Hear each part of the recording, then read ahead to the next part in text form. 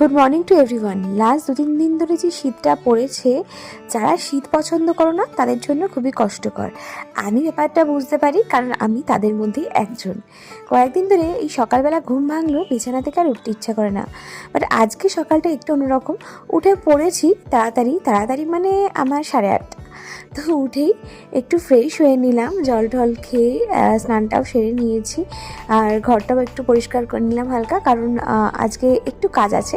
কাজ বলতে সেরকম কিছুই না, একটু নিচে যাব, মানে আমাদের একতলাতে। এই যে মুখে সানস্ক্রিন মেখে নিলাম, কারণ রোদ্রে বসবো। আর এই যে নিচে দেখতে পাচ্ছ কি, আমি উঁকি মেরে দেখার চেষ্টা করছিলাম। দেখো নিচে কি হচ্ছে, সবাই রয়েছে কিন্তু নিচে অনেকেই। যাওয়ার আগে ভাবলাম কমলালেবুটা খেয়ে নিই, আর তারপর চলে গেলাম শটার নিচে।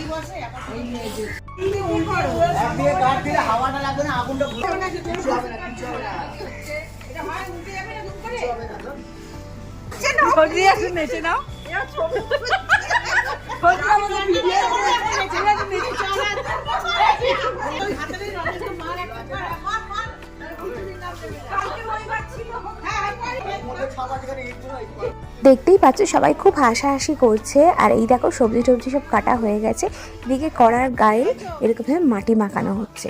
আমাদের বাইরে না এরকম খোলামেলা অনেকটা জায়গা রয়েছে, আর সবাই একসঙ্গে মিলে এখানে প্রচুর মজা করা হয়। তো দেখতে পাচ্ছ, দেখলে হয়তো বুঝবে এটা পিকনিক, কিন্তু পিকনিক না চড়ুই ভাতি আমি ঠিক বুঝতে পারছি না। দেখো এরকম কাঠের জালে রান্না, সবাই মিলে একসাথে খুব মজা হয় না?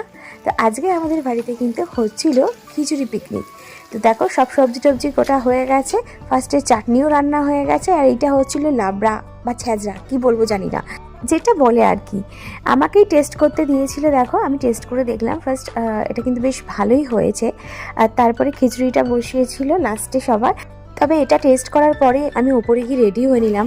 একটাই দুঃখ যে একসাথে সবাই মিলে বসে খাওয়া দাওয়াটা হলো না, কারণ সবাই মিলে খাওয়া দাওয়া করতে অনেকটাই দেরি হয়ে যেত। আর আমার ছিল অফিস, যেহেতু আজকে শনিবার দিন, তাই সেটা সম্ভব ছিল না।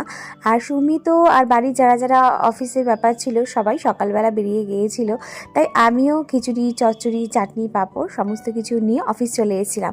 আর অফিসে এক দিদি আছে, তার সাথেই আজকে সব ভাগ করে টিফিনটা খেলাম।